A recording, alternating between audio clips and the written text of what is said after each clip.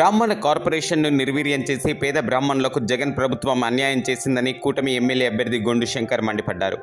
శనివారం సాయంత్రం నగరంలోని 42వ డివిజన్లో ఇన్ఛార్జి గుమ్మా రఘురాం, నగర టీడీపీ అధ్యక్షులు మాదారపు వెంకటేష్ ఆధ్వర్యంలో నిర్వహించిన ప్రజాగలం, బాబు సూపర్ 6 ప్రచార కార్యక్రమాల్లో పాల్గొని గుడివీధి పరిసర ప్రాంతాల్లో శ్రేణులతో కలిసి పర్యటించి ఇంటింటికి వెళ్లి సూపర్ 6 పథకాలకు ప్రజలకు వివరించి కూటమికి ఓటు వేయాలని విజ్ఞప్తి చేశారు.